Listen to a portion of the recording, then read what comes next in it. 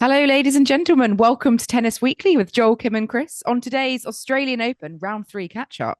Swiatek serves up a Raducanu demolition, Djokovic ups his game against Machac. and Monfils and Svitolina oust the number four seeds. Chris, today is the 18th of January. We are here to catch up on the round three action at the Australian Open here at Tennis Weekly HQ. We've got a fourth round lineup almost complete as we're recording this, and lots of action to sink our teeth into from the past 2 days. It's my first round by round catch up of the Australian Open, and I think it's fair to say that so far a lot of my predictions are doing quite terribly. So I'm a bit shamefaced to be here today, I have to say. Well, Joel did say that we'd have to kind of get you back on the podcast so that we could have you answer for your crimes, but I think we're answering for our crimes because we had Raducanu on upset alert, so that definitely didn't happen. And I think now maybe we need to go kind of rein in our Raducanu expectations. But you haven't done too badly in the collector set or in the predictions overall. So it's mainly our bold predictions that didn't go too well. Yeah, Jensen Brooksby, I said, was going to Mm, beat Taylor Fritz in the first yeah, I round. think he got And, five Taylor games. Fritz hasn't gone that deep, to be fair. But yeah, Brooksby only only won a handful of games. So that one definitely didn't go my way. But, it was a bit of a fun throwaway prediction. That was the whole point, I guess. Iga Swiatek, yeah, definitely has been dismantling, I think, some of the predictions, some of the hopes, I think, for the British public, which we'll get onto in just a bit, because that was really waking up this morning. A lot of people in the UK seeing the scoreline between Swiatek and Raducanu. I don't think many people would have necessarily predicted that Raducanu would come home with just one game. Tell us, Chris, what was the story of that encounter between the two of them? That's just happened a few hours ago. Well, I mean, I was one of those people. I did not stay up, I must confess. It would have been about sort of 1:30 to 2 a.m. And I'm quite glad I didn't stay up because, I Yes. mean, it wasn't much of a contest. And I think it came down to two things, really. Emma and her back issue. I don't think it was quite where I wanted to be. She did say herself, no excuses, but her level was not high enough. And Ego was seeing it like a football. I think she said she felt like the ball was listening to her, almost felt like she was at one with the ball, which, I mean, if Iga's saying that, that is genuinely very scary because she was fantastic. Her numbers were fantastic. Raducanu didn't even get a break point chance against her, whereas Iga was 24 winners, 12 unforced errors. She absolutely steamrolled it. She came to net. She won 83% of those points and she almost won double the number of points in that match. So not a lot of us thought it would be as one-sided. There are still positives though, Kim, for Emma, the fact she has made the third round for the first time here. Yes, I think having two good wins, to get to this point, I think that's more than she might have hoped for. Maybe more than like I was expecting. Perhaps she's had some really poor Grand Slam performances over the last few years, obviously with a lot of injuries thrown in. So I think actually getting to the stage, competing on the top stage with the second best player in the world at the moment, is no is nothing to be ashamed of. She just was massively outclassed today. I think Iga Swiatek, when she gets in the zone, she is very, She's in very it. hard to beat. The bakery was definitely opened up again today, and I think anyone would have struggled with how Swiatek was playing. So I think it's a sort of a bit of both of Emma not being at the races completely, really struggling with her serve, which she has said is something that she really needs to go away and focus on as a major area of improvement. But yeah, Swiatek almost playing a perfect match, in quite, to be quite honest. And once she gets ahead, she is like the best front runner going, isn't she? And we've seen her notch a lot of these 6-love kind of annihilation sets at slams, especially over the last few years. So it's something she's known for once she gets into the groove of a match in that fashion. Yeah, for sure. And on the tour, the stats speak for themselves. 61 and 2 at WTA level when she's won the first set. She's also won her last 18 matches. So if you're going to beat her, you really have to bring your game in that first set and really make a mark. Otherwise, she can run away with it. I think probably based on this performance, I think maybe we weren't quite talking about her enough, but Iga really seems to be kind of laying down what is kind of a marker for the rest of the women's field, because this was a really standout victory against a player of quality, a player who's done a lot previously, obviously winning a US Open title, maybe not in the best of form. But do you think Iga is now the one to beat, Kim? Oh, yeah, sort of wary of getting too far ahead of ourselves just from this like one match. But I think if she keeps this form up, if she keeps that kind of sensation of feeling at one with the ball, then that's a very scary prospect for anyone. So I think, yeah, she's looking really good, really solid from this win. But, how much of that was Raducanu making her look extra good as well? I mean, I don't know. So I think surely, against a tougher opponent, she is going to have a closer scoreline. But yeah, I think she's looking good. But we've seen her fall at the Australian Open before. Hmm. It's not her, greatest slam. So obviously this is one that she really needs to get ticked off her list. So I'm not 100%, but this is definitely helping her go up in my predictions and thoughts and impressions, I guess, for who's going to be going real deep at the tournament. Talking about just one stat that's been banded around actually about the sort of six love bagels. I think this is a kind of a very interesting stat here. Swiatek has a 12.3% of all her single sets played at Grand Slams. She's won six love, which is an astronomically high percentage, I think. And actually, the only players in the Open era who have a higher percentage are Margaret Court and Chris Evert. So she's in fantastic company with some of the sort of statistics around this kind of annihilation style matches. So I thought that was quite an interesting thing that I just wanted to mention because I think that definitely proves that when she's in the zone, she is in the zone and very, very difficult to beat. And at Grand So Slam level, right? That's Grand yeah, Slam only. So when you think about it, she's definitely bringing a really, really high level of tennis at those big moments. And if she is better than her opponent, she does get the win, and she does dominate. So, as you've said, if there is a big hitter that she comes up against who can sort of take the game to her, then I think we might see her become a little bit unstuck. But I will not be betting against Iga for the rest of the tournament with stats like that, Kim. no, I think she's a maybe a safe one to switch to if you weren't thinking of her before. But let's see, there's still, a lot to play out, and we'll see how she proceeds through the tournament if she can keep that particular level up. We have seen her do it before, so I have every faith. Let's look at some of the other matches though that have happened over this past day from Melbourne Park. We've had Alex de Minaur coming through to the fourth round for the fourth straight year, but he's done something that he's not done before, which was I think to beat a seeded player to get to this stage. So he came through against Francisco Cerundolo, who is the 31st seed, to do that in four sets today. So I think obviously a very consistent player now at the AO at his home slam, but hoping, I guess, that he can get into that quarterfinal, I think, with Jannik Sinner, which is kind of earmarked. And he just needs one more round to get to that point. But what have you made of ADM and his progress through the draw so far, Chris? Well, I mean, you've said it there. He hasn't often played against top players at the AO. So getting a win against a seed, he did lose that first set before he came through quite comfortably in sets three and four. I mean, physically, we saw him at UTS and he looked like he was in great shape. Looked at Yeah. the training block, had done a lot. If you're going to beat him over five sets, you really have to be prepared to play a hell of a lot of tennis because he is ready to run. Very much got his legs on and he really is moving well. And he's also added a bit of punch to his game, I think, as well. He's hitting a bit bigger of both wings and the serve seems to have a bit more on it, probably from all that physical training. So I think he's playing well. I would have to say, though, are we not really talking about him going further than the quarterfinals because obviously Yannick Sinner is in that section?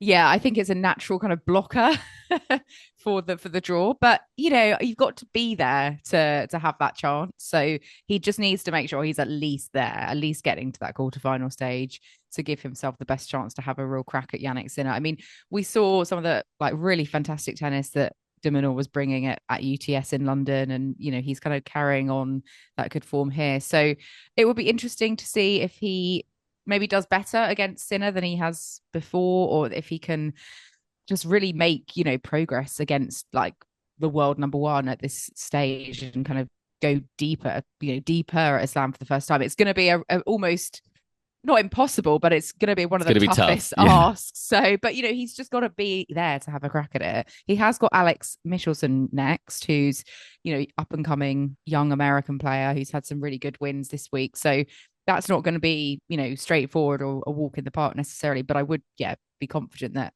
de Minaur would get to the quarterfinal against Sinner. Just a note on Sinner, he has come through against Marcos Giron just recently. A very straightforward straight set, so he's just been kind of sailing through quite nicely, as he would want really in the defense of his title. So I think Alex de Minaur, that's where he needs to get to, and have a crack at the world number one once you get there. And if he does get there, he'll have the crowd on his side. And I think that's something we've seen. The Aussie crowd is very, very active at this Australian Open. They are not afraid to make some noise, and they'll be right behind Alex de Minaur in that environment. So hopefully that will help him, and maybe that could be the perfect opportunity to do something really quite spectacular and take out one of the most dominant number ones that we've seen in recent times. Absolutely. And just Chris, moving on, I wanted to mention this match especially. I think this for me is my result of the day. It's really pleased me seeing this scoreline. Gael Monfils beating Taylor Fritz in 4 sets and becoming, the oldest, at his age of 38. I don't want to keep banging on about people's ages, but he is sort of breaking records, I think, by getting through to the 4th round, aged 38. He's the second oldest man after Roger Federer to reach the 4th round of the Australian Open since 1988. And who would have thought, he's had such a fantastic start to the season, winning the title in Auckland, and now, coming on, winning 3 rounds here, beating Taylor Fritz, the 4th seed. Did you see this one coming? Because I think we both put Pericard to come out of this section of the draw, to come out of that first round match with Monfils. So I didn't see this coming, really. I didn't think Monfils would maybe be able to back up his win in Auckland, but I'm so pleased that he has and that he's here at this stage. I mean, you kind of meant I can't really say that I did see this coming because you kind of outed me there, Kim. We both did not see this one happening. I think what's so nice about this is that we were at the media day at UTS and he was talking about his future in tennis. He did talk about the fact he was 38. He might not have that much more time on court ahead of him. And we did talk about this on the last podcast, Joel and I, about the balance maybe being that he'd like to spend more time with his daughter, taking a flight at Christmas. And I felt like he was maybe a little bit down about kind of life on tour in the end. And that's obviously not what's happened. He's come out and he's won 8 matches in a row. He's been the oldest player to win a title. And now he's just beaten the 4th seed. And I was a little bit emotional watching it because he's so happy. He had a wonderful dance at the end. It's such a fantastic moment for him that, even though he's had all these injuries and people might think his best days are behind him, well, I mean, Taylor Fritz is arguably at the peak of his career. And Monfils is actually making him look like he's a bit slower on court, and Monfils looks like he can do a lot more damage from the back of the court. So, I mean, it was an unbelievable scene to watch, and you just think, well, he had a 5-set match, he's had some long matches, and then he still managed to pull this one off. So, who's to say he can't go further in the tournament? Absolutely. And, Taylor Fritz, yes, 4th seed, sort of like you said, kind of at his highest rank is ever, his career high. He'll be a bit gutted, I think, to have sort of lost so early on. I think he would have been really hoping to go deep. And, obviously Monfils has played fantastic tennis, but you must think sort of losing to like a veteran of the tour isn't the best look for you. But one consolation for Fritz is that he will not lose his ranking position. He's still going to be at number 4 in the world. Unless there is a caveat, unless Alex de Minaur wins the Australian Open. So I guess he'll be hoping Aussie that fans Jannik rejoice. Sinner does beat him in the quarterfinals. But I think, Fritz would have been hoping for a lot better. Is there anything that you think Fritz really needs to focus on to avoid these kind of upsets, happening in future slams the rest of the season? I think he's been a bit unlucky sometimes by having very easy draws. He's come through very simply in quite a few slams when he's had like a quarterfinal or, a semi-final previously. And what makes me think that that doesn't help is that if you play against a really tough opponent like Gael and the points are long, it doesn't prepare you for the best sort of your best sort of matches and the best match on the day because the longer the point went on, the less likely like Taylor Fritz was going to win it. And I think he kind of backed off quite a lot in these moments, thinking, you know what, I'm going to wear him out. He's 38. He can't keep running like this. And I think at those moments, I would have liked to have seen someone who has just made a Grand Slam final be more aggressive and actually dictate the points more. And I think obviously this was a fantastic performance, but as you say, it's not necessarily the sort of result you'd be thinking Taylor Fritz would have. You'd have thought potentially it would have gone at least five, or it would have been a bit more of a close encounter when it came to some of those big moments. But Monfils was a level above. So for him, a bit back to the drawing board. Clay is not his happy hunting ground. So I think he'll be looking forward to the grass court action and kind of slamming some of those serves down there. Yeah, absolutely. And I mean, even better news for Monfils as well. His wife, Elina Svitolina, on the same court a little later in the day, Gem's life. beat Jasmine Paolini, who was also the number fourth seed. So they've both beaten the top four seed today. And Svitolina, especially, she bageled Paolini in the third set. So really finishing that match very strong. And yeah, they're both into the second week of the AO. Gem's life is going strong. What can we say? It is going strong. I watched that match and Paolini looked like she was going to be 6-2, 6-2. Svitolina was not necessarily playing her best game, but interestingly, she's back with her old coach. I think it's Alex Bettles, who she was with before. That she then split with him in 2021, but that was the coach that she won the end of season finals with, and then she swapped, I think, to Raymond Schutt. I want to say, listeners, please do correct me if that is inaccurate. And now they're back together because she wanted to make sure that she had someone in her corner that she knew that she worked really well with. And it's great to see after injuries that she's back at, well, another deep run at a major because she's so good at making the last 16 of majors. And she's had semi-finals before, so we'll have to see how she does. But either way, I mean, what a fantastic result for a couple. And surely that's got to be a stat that no tennis couple has beaten top five seeds on the same day. You'd think. Yeah, you'd think, and actually, I thought Alex de Minaur and Katie Boulter might have been the couple of the tournament, but I think Monfils and Svitolina have Badosa won that battle. but yeah, but in terms of both of their results and success on the court this tournament, I think Gem's Life win that one. And actually, Chris, I was surprised. I think in our preview episode that you hadn't maybe put Svitolina down. I had her winning it last year, run. didn't I? Yeah, you do sometimes, don't you? So I love a bit of Svitolina. Absolutely. And one player that I just wanted to mention as well, coming through sort of on the outside courts, Veronika Kudermetova, a win over Haddad Maia today, the 15th seed in straight sets. Obviously, Kudermetova previously has been seeded. She's kind of just dropped down a bit. But you had put Haddad Maia, I think, hadn't you, to reach the quarters? And I'm not here trying to call you out, no, but I remember that's this fine. was the whole I think Bethany I went Matic Katie. Sands kind of. I went Katie. Joel went. Was it Joel? I do apologize. And then I did drop the Bethany Matic Sands semi-final comment, which never let me forget that. In fact, I should never be allowed to forget that because that was so wonderfully inaccurate. But very good for her. She did beat Katie Boulter, former world number 9. So she's found some form. Her sister found some form at the start of the year. So the Kudermetova sisters may be taking over the tour this year. Absolutely. And a win also for Kasatkina over Putintseva. Also on the outside courts today, we've had lucky loser from Germany, Eva Lys, winning her third round against Jacqueline Cristian in 3 sets. She will now play Iga Swiatek next. What a story this is. Yeah, good luck to her. How many games is she going to get? But I mean, Eva Lys, as a lucky loser, I think she was told very late on that she was in the draw, had to consistently having to sort of change her flights back home because she keeps, extending her stay in Melbourne. And yeah, I think what a great reward up against Iga Swiatek for your 4th round. What a story. I think definitely one of the nicest stories of the tournament. Definitely, and I think she probably could book that flight now. I'm not sure it's going to change too much based on what we've seen from Iga, but never say never. But the first lucky loser to make it to the 4th round since 1988 and the first at the new location. So hugely impressive from her. And I mean, I've been watching some of her her matches. I think that backhand is a very, very solid shot. And it just shows, if you have that bit of luck, the pressure is off. She's gone out there swinging and she's made the most of the opportunities she's had.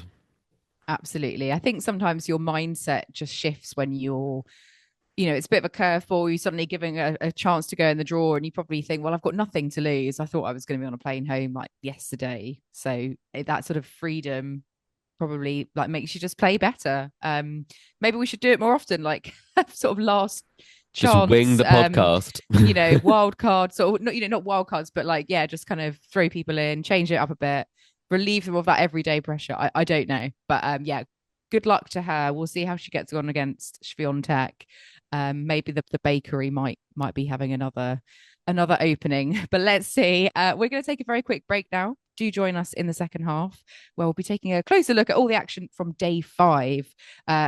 So do not go anywhere. Welcome back to the Tennis Weekly podcast and our Australian Open round 3 catch up. We had a lot of results coming through from day 5 as well as day 6. I can't even believe we're on day 6 as it is. It's crazy that we're almost at that halfway point of the tournament. I think one of the main things I wanted to discuss with you, Chris, is all of the next gen players that have been having some really good results and are finding themselves into the 4th round of the tournament. We've had Lerner Tien, who beat Medvedev in the second round. He's come through again, beating Corentin Moutet.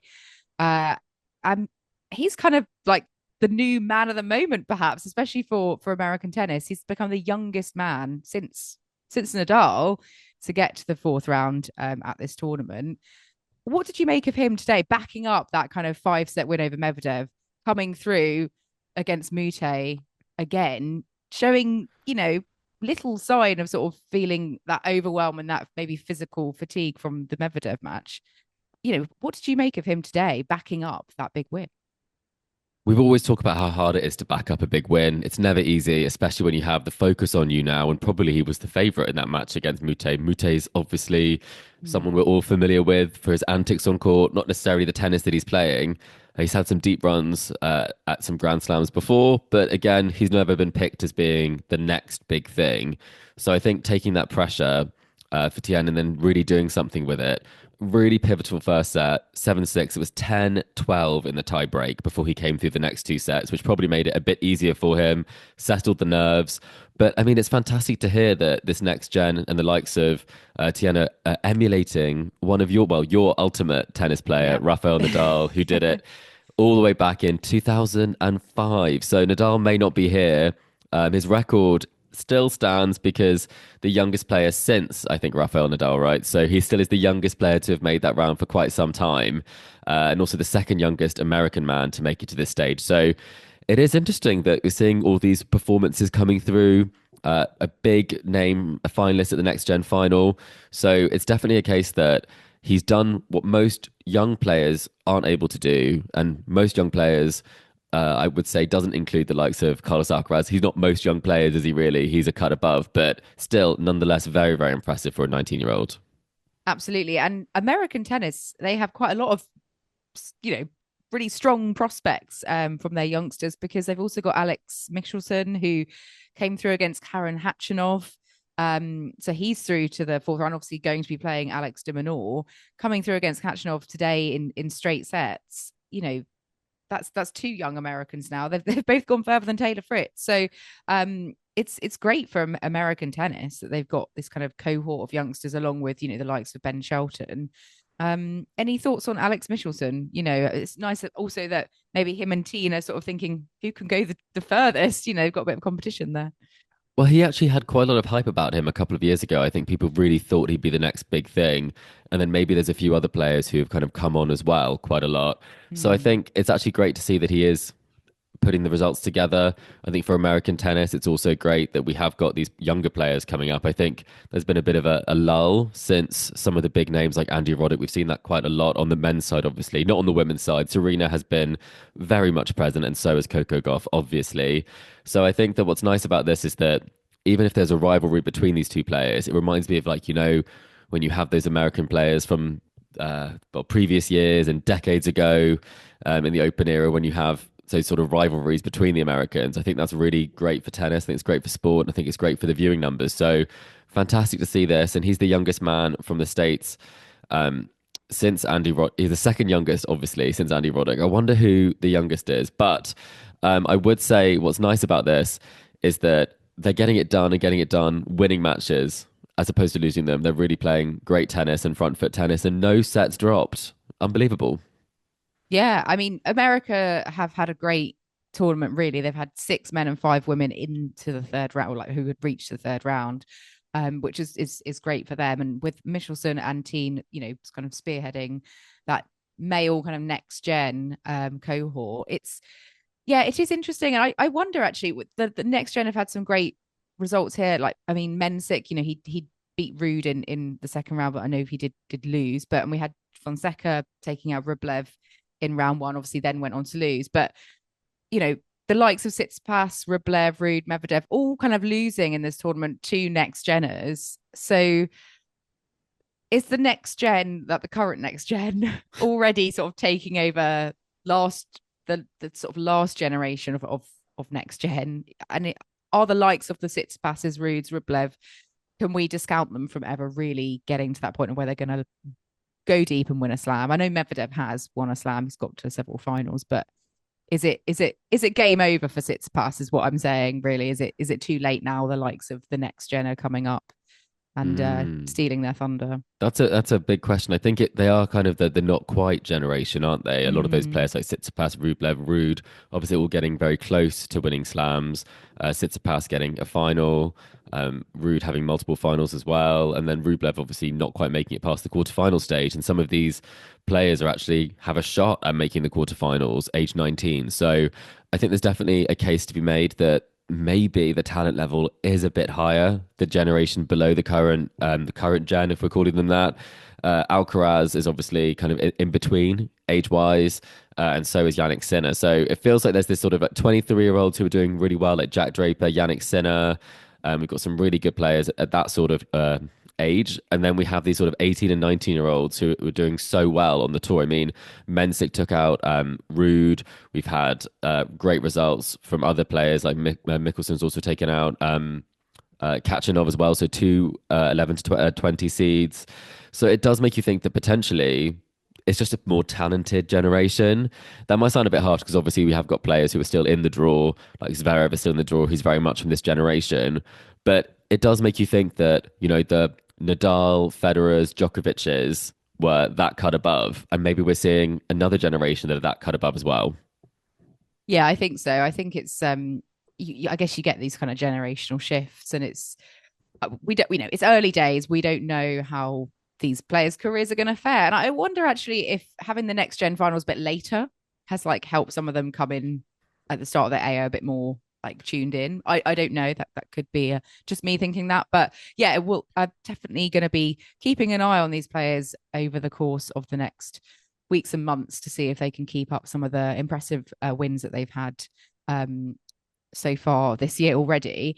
Out of the ones we've mentioned, who do you think is going to be the one to watch? We've got Lerner Tien, Jacob Mensik, João Fonseca, Alex Michelsen. Which of them do you think maybe is going to be highest ranked at the end of this year? I know you were big on Fonseca, I think. I thought he was brilliant. Early season predictions. That's going to be a tricky one. I do think maybe 18 physically, 18 to 19, 18 to 20, there's a big difference as well. So I think that maybe Tien, I would think, could be up there. Lerner, I think he could have a great sort of season, but I do think that Mensik is that bit further along, obviously already being top 50, and physically I think he's got some real strength there. So I think he will do well, but let's not forget, he's out now, but Arthur Fils is also similar age to all of these players. So there's such depth of talent. So I probably think that Fils will still be the highest, and then I probably would say maybe a Mensik. Do you agree, Kim? Yeah, I had Mensik as I maybe controversially put him as my breakout player of the year, but you argued that he already had that last year. Yes, sorry, Kim. So I'm going to stick with Mensik, but I think I had Fils in my final 8 of the year. So Feast and then Mensik as well, Okay. I think. We'll So see. you We saw will this see. coming. Let's see what happens. Well, let's have a look at the results from yesterday. Sorry, I think I called this day 5 earlier, but it's actually day 6, wasn't it? Because they started on the Sunday this Sunday or year. Saturday So I've night got my UK days time. mixed up. Yeah. We've had Sabalenka winning through against Clara Tauson. So she's still going strong in her title defense and as the top seed. Coco Gauff as well through in straight sets against Leylah Fernandez. I mean, Gauff hasn't dropped a set so far. Neither has Sabalenka. So they're both looking, you know, quite nice. Really, a lot of the top seeds, you know, apart from Zheng, they're still going through, having some good wins. Badosa obviously still through as well, and Mira Andreeva, who will be playing Sabalenka next. So they are still in the draw. One player you did predict on the women's side, I think, could go deep. Deanna Schneider, she was Yes. upset by Donna Vekic in what I would call a very typically Donna Vekic match, coming from, I think, 5-3 down in the third Hmm. to win 7-5 in the third in just shy of 3 hours. Any thoughts on that one there, Chris? I mean, she loves it, doesn't she? I think Donna, she always makes it go to the wire. A number of sort of 3 hour matches. She could be kind of almost like Donna Cerebra's Tormo at this point, given how long she tends to play. She's had a fantastic run at big tournaments. She's a big match player. I feel like that's where her motivation comes from. She's playing the Australian Open, and you think, actually, I may be down 5-3, but I've still got a chance. And she did just that. And she came through to win those last 4 games. So the fourth round or better at the last 3 slams. And I did just love that she said, in my next live, I want to be a lefty. I can't remember the last time I beat a lefty. And I just thought that's great. She's so self-aware and funny, and we all like seeing her do well. Yeah, she's a fan favorite. I think it's fair to say, and I think a lot of Croatian fans out in Australia, I think they do tend to have quite a contingent. So I think that really probably helped as well. Sadly, Osaka had to retire after dropping the first set to Bencic in her third round match yesterday. I think it was the abdominal Yes. injury again that kind of reared its head in Auckland. Mm. Auckland. That's the one. Yeah, a real shame here because I think we kind of had high hopes that Naomi might, go on a bit of a run, perhaps, but it's Mm. not to be. Not to be. I think she said it was inevitable. She hadn't Mm. recovered, and it was gonna at some point it was gonna rear its head again. And I think that by the end of it, she could barely serve. She was doing a sort of a very abbreviated motion. She knew that she may be competitive, but it isn't actually going to be positive for her or her body. So, I mean, No. what's good is that we have a mum through in Belinda Bencic. She said she's doing it for the mums now. So I think that it's given her a nice opportunity to get some ranking points, get back up the rankings again, because she's also such a talented player and they've had some great battles before. But you just got to hope that she gets that break of fitness because she's been playing tennis at a higher level again. She showed really promising signs, so it is a shame that she wasn't able to actually be fit for this tournament. Yeah. And just on the women's side, one seed that hasn't made it is JPEG, Jessica Pegula, losing to Danilovic in Yeah. straight sets. And I think kind of complaining about the court in her loss, in the press conference afterwards, saying it was playing so slower than a clay court and like really different to her first round match. Do you think she's got merit in what she's saying there, Chris? JPEG is a straight shooter. I don't think she would be making excuses for things. I think she's just saying it was slow, and you could see watching the match, it's very hard to put the ball away. I think some players have said it's very, very quick during the day. That's what she said. It was like a different tournament from the first match she played because during the day in the heat of the sun, the balls are flying. She likes a speedy court. I think that's why so many of the top women's players actually don't want to play the night session. We're seeing some quite strange matches being put on the night session. Like, we have Madison Keys and Danielle Collins. I'm not sure that's an Australian classic. There's no Australian playing and there's no top seed playing. I mean, the 10th seed doesn't necessarily warrant the night session on Rod Laver. That's what I would sort of say. So I think from a scheduling perspective, um, the short straw there. She played it. Danilovic is a really good mover, but she just couldn't get the ball through the court. So was it her best performance? No. But do I think there's probably merit to what she's saying? Absolutely. Yeah, no, for sure. And just before we kind of round out, we've got a lot of interesting results from the British side of things. Jack Draper coming through in yet another five-setter yesterday. This time against Vukic, another Australian. It took him to a final set tiebreak to get that one done, and he was again like very close to being knocked out. He was, I think, 2 points from losing in the fourth set tiebreak. Similar to Kokkinakis, who was serving for the match in the fourth set in the second round. So Draper kind of escaping once again and coming through in five. Do you think he's just going to be a bit like physically knackered after these, 3 5-set matches in a row? Do you think up against Alcaraz in the fourth round, he's going to have sort of much left to give after all his exploits? It might be a bit like that Sinner semi-final where he'd given so much in the tournament, having a deep run there, that he didn't have as much left in the tank. He's on bonus time, is the way I sort of think about it. He should have probably gone out against Kokkinakis. He was very close to going out against Vukic, especially, in the last 2 tie breaks. I mean, the man doesn't know when it's over. And I think that's something that's so great to see, is that when you are one of those top seeds, you find a way to win. And previously, a lot of players who are more lowly in the rankings, these are the matches they lose because the top players have that confidence, have that belief. So it's great to see that Jack has that no matter the moment or no matter how he's doing physically, he still just kept going. And I think that's so impressive, because I'm trying to make sense of it, Kim, because we were told he was injured, he would have to delay the start of the season. And then he's played 3 back-to-back 5-setters and he looks pretty good for it. Yeah, I wasn't really sure because we didn't, see him play any warm-up events. So that's why I had put that he would lose to Kokkinakis, I think, in the second round in my collector set predictions. Very close to getting it right.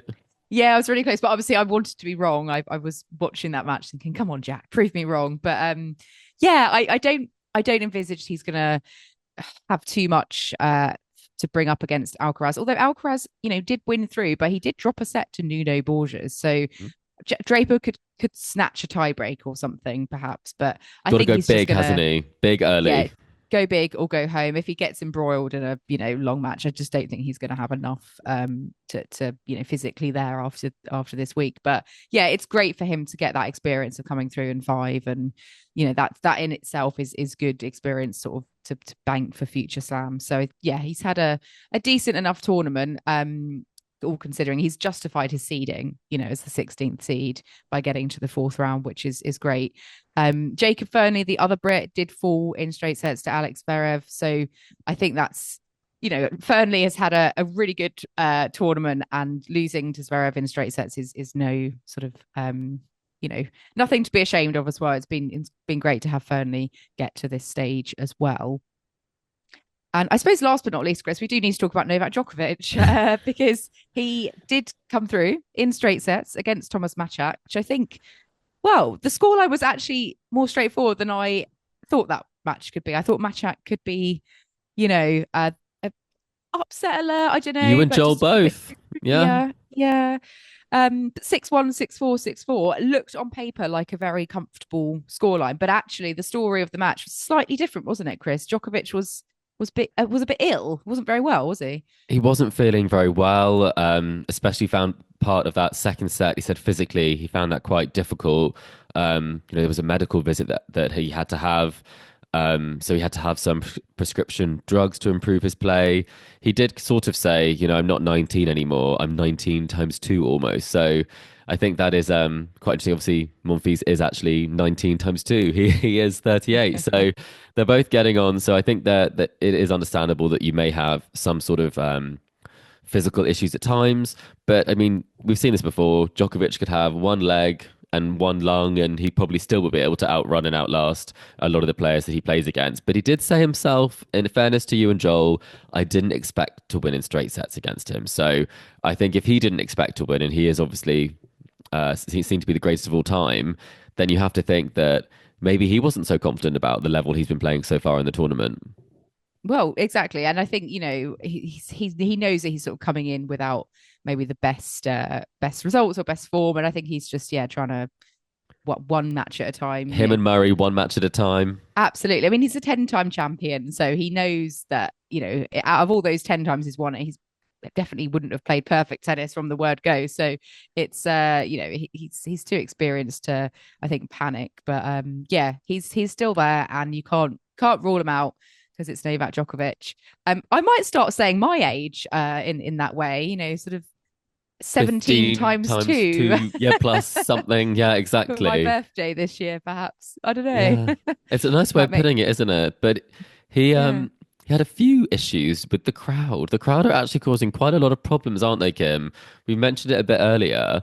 But he actually had one very we thought a spicy interaction with sort of this sort of relentless heckler. I feel like Djokovic, maybe it's because of what's happened previously in Australia, might not have as many Mm. fans as he does elsewhere. Where he told them to shut the F up, you effing idiot. So I thought that was Yes. quite something, Kim. I've not heard Nadal say that one. No, and I have to say I don't normally like players using rude language, or I don't like smashing rackets, but I'm sort of with Djokovic on this one because I think if someone's perennially like just annoying you and not shutting up and not being respectful, you probably do just sort of feel like telling them to, you Yeah. know, And to if Novak Djokovic said that to me, I would definitely shut the F up. yeah, that would scare me. Yeah. So, but I think in the off court, in the on court interview, sorry, afterwards there was a bit of They made banter around up. that. So I think Yeah. they made up, and it's all fine. But yes, we have seen that the drunk fans, they are sort of a bit of a blight, shall we say, on tennis sometimes. You can take it only so far, and then it gets a bit, uh, you know. But actually, you talking about fans. The other day, the Davidovich Fekina Felix Auger Aliassime match that was actually relocated due to noisy French fans. But I just wanted to mention Davidovich Fekina because he's done something remarkable yet again by winning Another again cat? from No. 2 sets down. No, winning from 2 sets down again, coming through against Jakub Mensik. Obviously, we mentioned him earlier for the NextGen purposes, but yeah, he's become the first man in 20 years with two-set comebacks in a row.